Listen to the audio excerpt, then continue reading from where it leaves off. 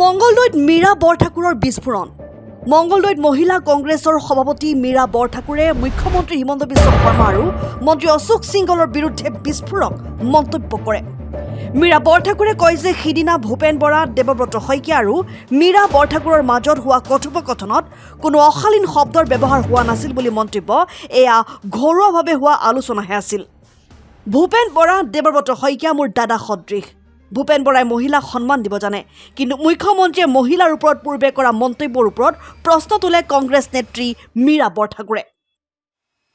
মুখ্যমন্ত্ৰীৰ বহু প্ৰত্যাশিত 8 ফেব্ৰুৱাৰী হ'ব ফ্লপ শ্ব'। গৌৰৱ গগৈৰ পাকিস্তান সম্পৰ্কত একো নাই। থাকিলে অমৃত শ্বাহে টানি নি জেলত ভৰাই থলেহেঁতেন।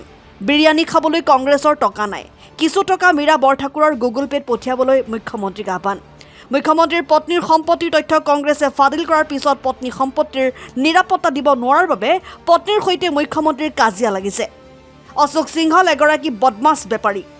অশোক সিংহলৰ মন্ত্ৰিত্ব ৰাজ্যৰ বাবে দুৰ্ভাগ্য। মীৰা বৰঠাকুৰে মুখ খুলিলে অশোক সিংহলৰ মুখা খোল খাব বুলি ভাবুকি নেত্ৰীগৰাকীৰ। মুখ্যমন্ত্ৰী মই অলপ আগতে যিটো আপোনালোকক মই এইটো উত্তৰ দিছোঁ যে মুখ্যমন্ত্ৰীয়ে কৈ আছে যে যাত্ৰাত ভূপেন বৰা ডাঙৰীয়া CLP মহোদয় বহুত বেয়াকৈ অশ্লীল কিবা কথা কৈছে। এইটো দুৰ্ভাগ্যজনক কথা। এনেকুৱা কোনো কথা কোৱা নাই। ভূপেন বৰা ডাঙৰীয়াই কৈ আছিলে যে মানে আপোনালোকে এই কথাখিনি কৈ দলত আমি যেতিয়া কেতিয়াবা ঘৰত আপোনালোকে কয় নে নকয়, কেতিয়াবা কিছুমান ঘৰুৱাভাৱে কথা কোৱা হয়। কৈছে যে মই কৈছোঁ ভাষণটো আপোনাৰ খুব ভাল হৈছে ভূপেন দা। কৈছে ভাষণটোতো ভালেই হয়, কিন্তু আপোনালোকে আমাৰ মহিলা কংগ্ৰেছতে হওক, লখিমপুৰ সেইফাললৈ আপোনালোকে পূৰা মানে বাঁহ দিয়ে, এনেকুৱা কথা এটা কৈছে। এইবিলাকতো আমাৰ কেতিয়াবা ঘৰুৱাভাৱে কিছুমান কথা কৈ যায়। মুখ্যমন্ত্ৰীয়ে যে এই কথাটোত এজন মুখ্যমন্ত্ৰীয়ে ইমান অশ্লীল দেখিলে মই ভাবি পোৱা নাই, কাৰণ কোনো অশ্লীল কথা মুখ্যমন্ত্ৰীয়ে জনা ভাল যে ভূপেন বৰা ডাঙৰীয়া CLP মোৰ জ্যেষ্ঠ ভাতৃ সদৃশ আৰু গৌৰৱ গগৈ ডাঙৰীয়াও মোৰ ভাতৃ সদৃশ। আমাৰ তাত এটা ভাল তেনেকুৱা বন্ধুত্বসুলভ আমাৰ তাত পৰিৱেশ আছে। গতিকে মুখ্যমন্ত্ৰীয়ে চাওক, খালে খালক পায়, পাপীয়ে পাপক বিচাৰি পায়। গতিকে এতিয়া যেনেকুৱা মানুহ তেনেকুৱাই দেখিব। তেওঁ সদায় এই বেয়াবিলাক খুচৰি ফুৰা মানুহ, বেয়াবিলাককে দেখিছে। কিন্তু ভূপেন বৰা ডাঙৰীয়াই কিবা এটা কথা কৈছে। মই যেতিয়া ভাষণটো তেওঁৰ ভাল হৈছে বুলি কৈছোঁ, তেওঁ কৈছে ভালটো ঠিকেই হয়, পিছত চব ফালৰ পৰা আপোনালোকে মোক বাঁহ দি থাকে। পলিটিক্সত চবৰে চাপৰ্ট থাকে।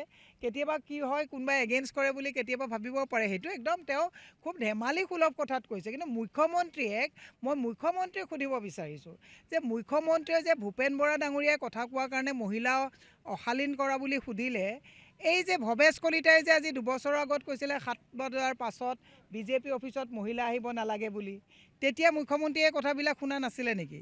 ইন্দ্ৰাণী তৰবেলদাৰ বোলে এগৰাকী মোৰ ভগ্নী, তেওঁ আত্মহত্যা কৰিবলগীয়া হ'লে, তেতিয়া নাৰীক সন্মানৰ কথা তেওঁ গম নাপালে নেকি? গতিকে এই কথাবিলাকো মই মুখ্যমন্ত্ৰীৰ গোটেই কথাবিলাক আপোনাক মই কওঁ।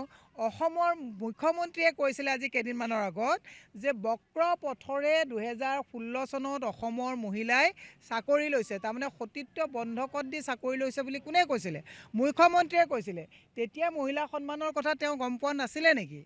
মুখ্যমন্ত্ৰীক মই সুধিছোঁ, বিদ্যা সিং ইংলে BJP, তেওঁৰ বহুত বেয়া ভিডিঅ' ভাইৰেল হৈছিলে, তেতিয়াতো তেওঁলোকে কিবা একশ্যন ল'লে নেকি তেওঁৰ ওপৰত? গতিকে মই নাপায় ক'ব। একচুৱেলি মই মুখ্যমন্ত্ৰীক এটা কথা কৈছোঁ যে আপুনি যেনেকৈ পাপীৰ পিঠাত মন, আপুনি প্ৰত্যেকটো কথা বেয়া কিয় দেখি থাকে? ভূপেন বৰা ডাঙৰীয়াই কোনো অসমৰ মহিলাক বা CLP ডাঙৰীয়াই কোনো অসমৰ মহিলাক অসন্মানিত কৰা নাই। একচুৱেলি তেওঁ এই কথাটো এইকাৰণেই লাইমলাইটত লৈ গৈছে যে গৌৰৱ গগৈ ডাঙৰীয়াৰ নেতৃত্বত তেওঁৰ অবৈধ সম্পত্তিবিলাক যেতিয়া এটাকৈ মানুহৰ মাজত দেখাই দিছে। আজি ঢেকীয়াজুলিৰ মহিলা উন্নয়ন সমিতিৰ নামত থকা মাটিখিনি যেতিয়া অশোক সিংহলৰ পত্নী শিল্পী সিংহালে যেতিয়া তলা লগাই দি পেলাই সেইখিনি মাটি আত্মসাৎ কৰিছে, সেই কথাবিলাক যেতিয়া দেখুৱাই দিছোঁ, তেতিয়া সেই নিজৰ 2 নম্বৰী কথাবিলাক ঢাকিবৰ কাৰণে এইবিলাক আবুল তাবুল কৰিছে। মই মুখ্যমন্ত্ৰীক আহ্বান জনাইছোঁ। আৰু মুখ্যমন্ত্ৰী এটা কথা আপোনালোকে চাব দেই, চব বস্তু পলিটিকেল। তেওঁ ইমানেই BJPত চাগে এতিয়া দিন উকলিছে বুলি ভাবিছে নেকি? আমাৰ কংগ্ৰেছৰ কোনে ভেজ খাইছে, নন ভেজ খাইছে, তাৰমানে মিলিবলৈ গৈছে।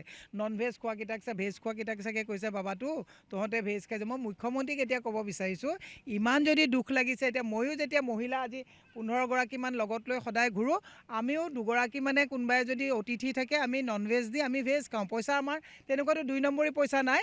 মুখ্যমন্ত্ৰীয়ে যদি আমাৰ ভেজ খোৱাৰ কাৰণে কিবা দিগদাৰ পাইছে, মোৰ এইটো নম্বৰতে গুগল পে' আছে, ইয়াতে মুখ্যমন্ত্ৰীয়ে পইচা অলপ দি দিলে চবকে চবকে মই নন ভেজ খুৱাম মই মুখ্যমন্ত্ৰীক এইটো আহ্বান জনাইছোঁ কাৰণ তেওঁতো গোটেই অসমৰ লুণ্ঠন কৰা পইচা সোপা আছে আমাৰ হাতততো নাই আমি কেতিয়াবা শুকান ৰুটি লাল চাহ খাই দিনটো কটাই দিওঁ কাৰণ আমাৰ হাতততো তেনেকুৱা পইচা নাই News Desk report and 24 Assam.